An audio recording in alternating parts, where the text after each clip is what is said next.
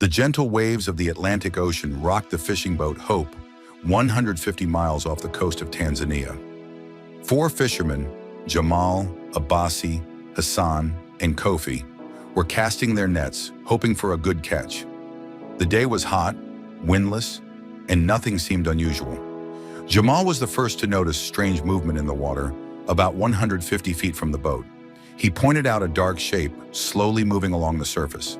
At first, they thought it might be a dolphin, but the way it moved was too strange. Abbasi picked up the binoculars, focused on the object, and suddenly dropped them in shock. What he saw made no sense. A real lion was swimming in the open ocean. At first, the others thought Abbasi was joking, or maybe had been in the sun too long. But when they looked through the binoculars themselves, their doubtful laughter turned into shock. 150 miles from shore, where the depth reached several miles, a full-grown lion with a soaked, heavy mane was truly swimming. The animal was clearly exhausted, and its movements were getting slower and weaker. The fishermen looked at each other in silence. No one could understand how the king of the African savanna had ended up in the middle of the ocean, so far from land. Something like this couldn't have happened naturally. Jamal, the leader of the group, quickly grabbed the radio. The situation needed urgent help from professionals. He contacted the Coast Guard in Dar es Salaam, gave their coordinates, and described the unbelievable sight. A grown lion in critical condition, fighting for its life in the middle of the ocean. At first, the Coast Guard dispatcher didn't believe the report and asked several times to confirm the details. Once he was sure the fishermen were serious, he promised to send a rescue team right away and asked them to keep an eye on the animal but not get too close, for safety. While Jamal spoke to the Coast Guard, the other fishermen carefully steered the boat, keeping a safe distance from the lion, but not losing sight of it. The lion was quickly losing strength. Sometimes its head would sink completely under the water, and only the soaked reddish mane would show above the surface. In those moments, the fishermen held their breath. It seemed the animal might never come up again. After 2 long hours, a rescue ship called Savannah from the Tanzanian Coast Guard appeared on the horizon. The team was led by Captain Ismail Mbeki and came fully equipped to rescue large animals. On board was also Amara Ngosi, a wildlife vet from Serengeti Reserve. The captain ordered the ship to slow down as Savannah approached the location. He didn't want to create waves that could drown the exhausted animal. Amara stood at the front of the ship, watching the lion through binoculars. Its condition was critical. A powerful body made for the Savannah, not water, was barely staying afloat. "We need to act right now," Amara said firmly, when she saw the lion's head sink again and then come back up. 10 more minutes and we'll lose him for sure." Following her orders, the crew lowered a special raft with low sides into the water. It was designed for rescuing marine mammals. 2 experienced swimmers in protective wetsuits carefully guided the raft toward the lion. They moved slowly, trying not to create waves or scare the animal. When the raft was a few yards from the lion, the predator turned its head and saw the people coming closer. Fear and hopelessness flickered in its eyes. It let out a weak growl, more like a moan, but didn't try to attack or swim away. Its strength was almost gone.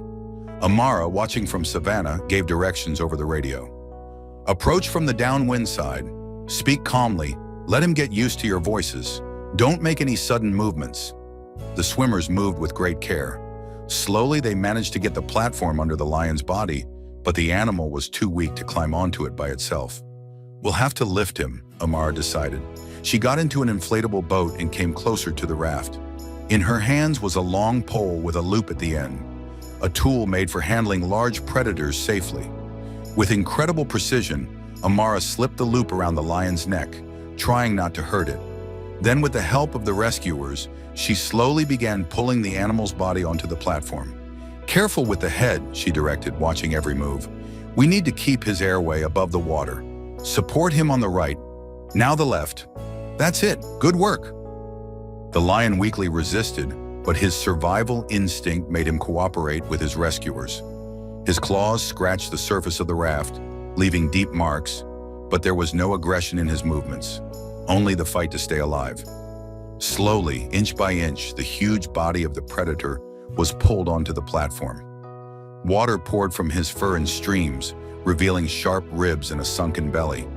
It was clear that the lion had been in the water for many hours, and his exhaustion was critical. Amara immediately gave the animal a mild sedative, enough to lower his stress but not strong enough to make him fall asleep, which would have been dangerous in his current condition. "Now we have to get him on board," she said, catching her breath. "This will be the hardest part of the rescue." The raft with the lion on it was slowly towed towards Savannah. On board, they were preparing the lifting system, a set of pulleys and straps made to lift heavy loads. But this time, the load was a living, exhausted, and nearly dying, yet still very dangerous, big cat. "Bring the raft to the starboard side," ordered Captain Mbeki, watching the operation closely. "Keep it steady. Don't let it swing."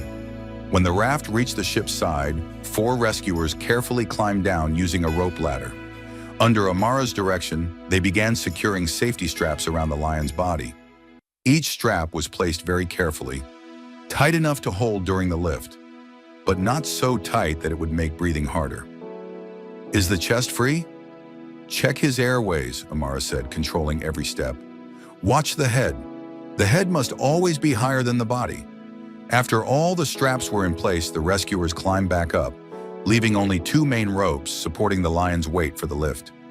"Raise him slowly and evenly," the captain commanded. "On 3. 1, 2, 3. The pulleys creaked, the ropes stretched. Under the lion's weight, the raft dipped under the water for a second, then leveled out. Slowly, inch by inch, the animal began rising above the waves. This moment was the most critical. Any sudden movement, any mistake, could drop the lion back into the sea or cause injuries that, in his condition, would be fatal. But the crew of Savannah worked like a single, well-tuned machine. When the lion's head reached the level of the deck, Amara saw him clearly for the first time, without water or splashes in the way. He was a magnificent male in his prime, with a dark mane, but now his look only brought sadness and worry. His eyes were half closed, his breathing shallow, his fur matted and dull. "Bring him here," Amara pointed to a prepared area on the deck, covered with thick mats and a tarp. "Careful, don't let him swing." 4 sailors used long poles with hooks to carefully guide the lion's body until it was directly above the improvised bed. Then on Amara's command, the ropes were slowly loosened, and the lion was lowered onto the deck. "Secure him!" Amara quickly fastened a special collar around the animal's head. It would stop him from reaching the people nearby, but wouldn't affect his breathing. "Now take off the straps, one by one, starting with the hind legs." Noticing that the lion was starting to come out of the light sedation, Amara quickly gave him another small dose. "Everyone, move back 10 feet, she ordered. "I need an IV drip, an oxygen mask, and a thermal blanket." The vet worked with amazing speed and accuracy.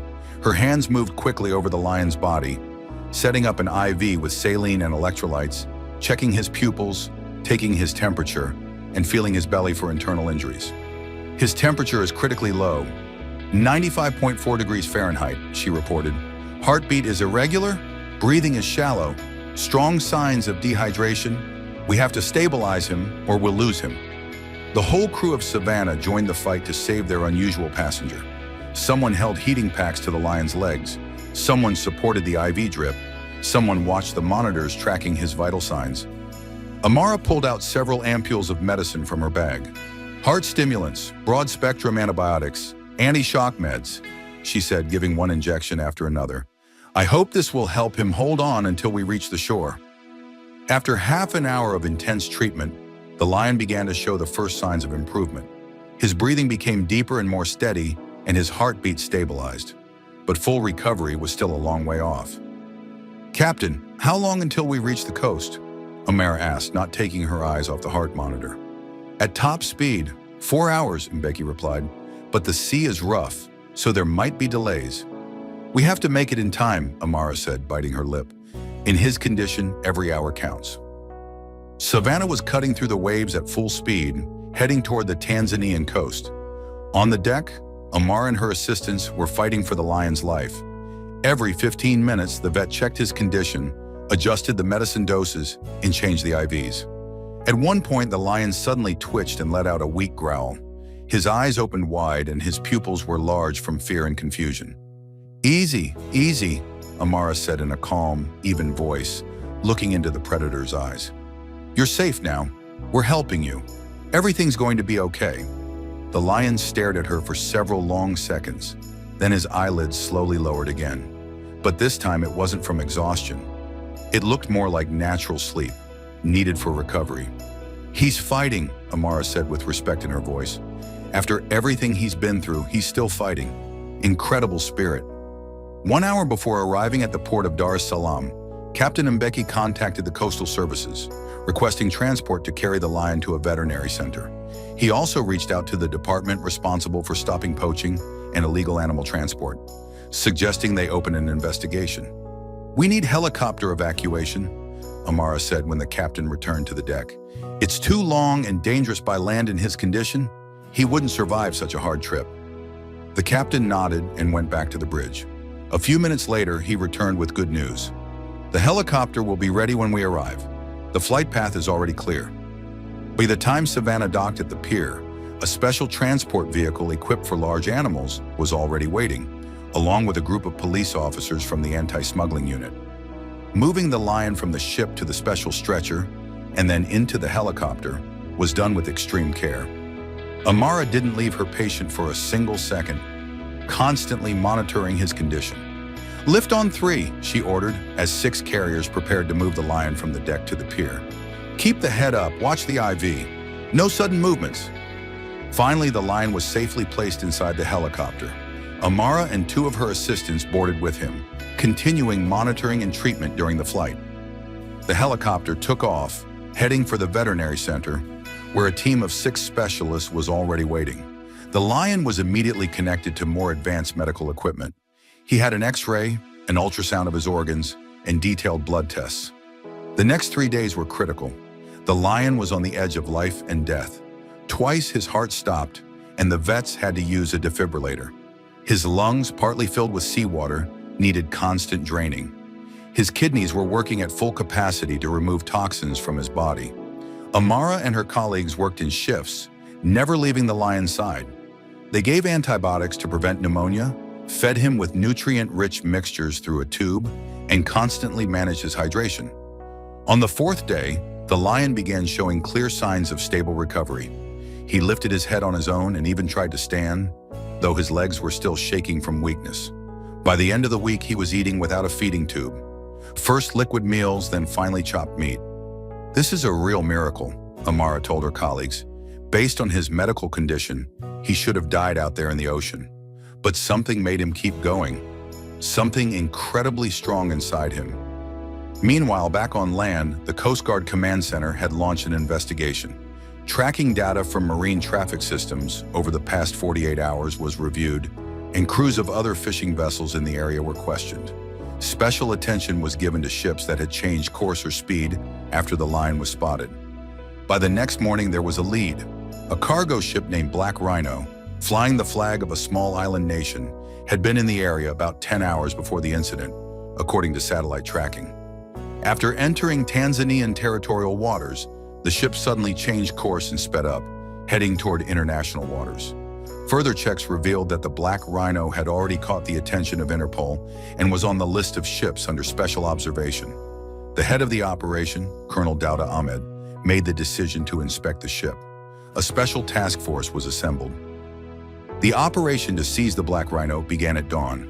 A helicopter spotted the ship about 250 miles from the Tanzanian coast, heading toward international waters. High-speed Coast Guard boats Cheetah and Hawk rushed toward the target at top speed. On board each vessel were 10 Special Forces soldiers in full combat gear, led by Major Omari. As night fell, the boats turned off their navigation lights and quietly approached the Black Rhino from both sides. The helicopter hovered over the stern, lighting the deck with a powerful spotlight. The boarding team used grappling hooks and assault ladders to quickly climb the ship's tall side and land on the deck. The soldiers quickly took down the guards on the upper deck and moved toward the bridge. The ship's captain, a Somali citizen named Farid Adam, and his first officer surrendered without resistance. However, in the lower hold, guards opened fire on the assault team. Using smoke grenades and flashbangs, the Special Forces cleared the lower decks step by step. 15 minutes after the operation started, all resistance was stopped. When Major Omari personally led a team to inspect the cargo holds, the scene they found shocked even the most experienced soldiers. In 3 massive compartments, hundreds of African animals were being kept in horrifying conditions. In the first hold were 4 young elephants, chained to metal rings in the floor. Their legs were rubbed raw and bleeding, and their trunks were tied with ropes.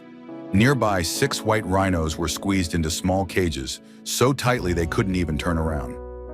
Some had their horns crudely sawed off. At the far end of the hold were cages with around 20 lions and lionesses of different ages. Many lay motionless, with only faint breathing showing they were still alive. The second hold was filled with hoofed animals.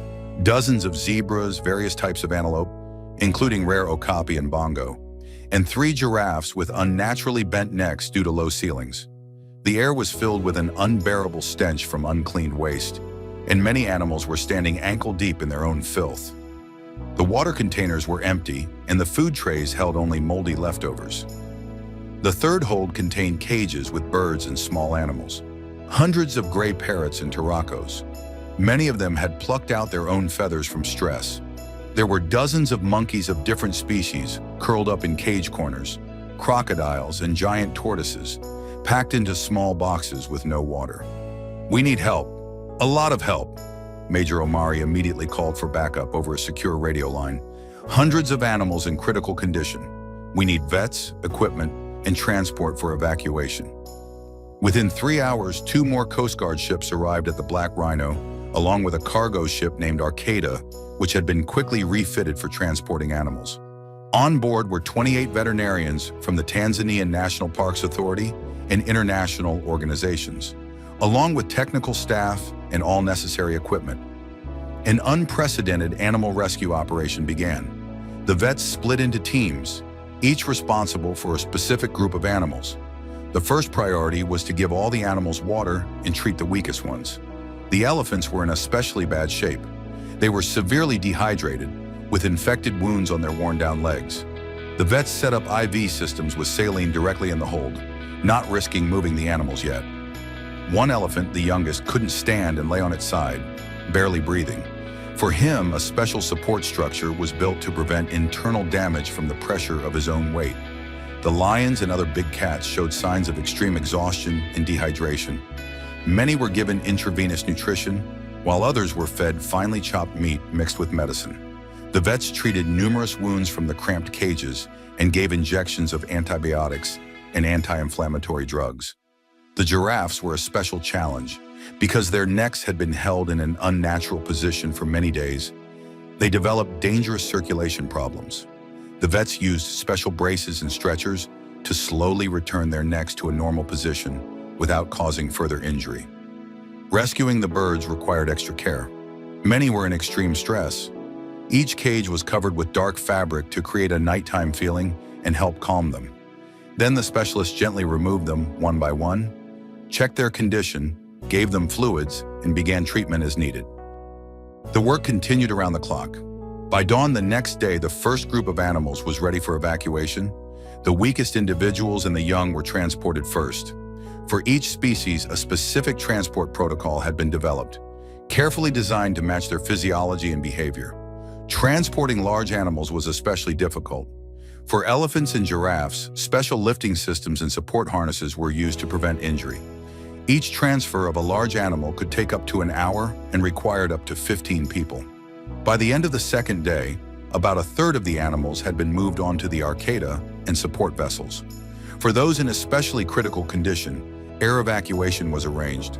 Helicopters with suspended platforms flew them directly to specialized rehabilitation centers. The rescue operation lasted a total of 5 days. Veterinarians and technicians worked at their physical and mental limits, taking turns to sleep no more than 3 to 4 hours per day. Despite the tireless efforts of the rescue teams, not all animals could be saved. Some were simply too weakened by the horrific conditions and did not survive the added stress of transportation. Still, more than 90% of the animals from the Black Rhino were successfully evacuated and brought to safety. In total, the rescue saved 3 out of 4 elephants, all 6 rhinos, 18 out of 20 lions, all 3 giraffes, around 50 zebras, over 100 antelopes of various species, dozens of monkeys, hundreds of birds, as well as crocodiles, tortoises, and other reptiles. While the rescue was underway, an investigation was also launched on board the Black Rhino. In the captain's cabin, authorities found documents exposing the full scale of the smuggling operation. The Black Rhino was just one of 5 ships used by an international syndicate known as Red Claw, involved in the illegal trafficking of wildlife from Africa to countries in the Middle East and Southeast Asia. Captain Farid Adam, realizing that severe punishment was unavoidable, agreed to cooperate with investigators. During questioning, he revealed the truth about the lion rescued by the fishermen. That lion was one of 3 adult males captured in the Serengeti for a private zoo owned by a Saudi sheikh, Adam admitted. During a storm, one of the cages tipped over, the lock broke, and the lion escaped onto the deck. He was weak but still dangerous. One of the crew was injured. I gave the order to get rid of the animal. They forced him to the edge and pushed him overboard using the crane. When asked why they hadn't tried to return the valuable lion to its cage, the captain replied, "We panicked. No one was willing to face an angry lion up close. We thought he would drown quickly and leave no trace. Who could have imagined he'd survive so long and swim so far?" After the incident, the ship changed course and increased speed, fearing discovery. "We miscalculated," Adam said. "No one could have imagined a lion would survive in the open ocean. It goes against every law of nature. He should have drowned within minutes. But not only did he survive, he led you right to us."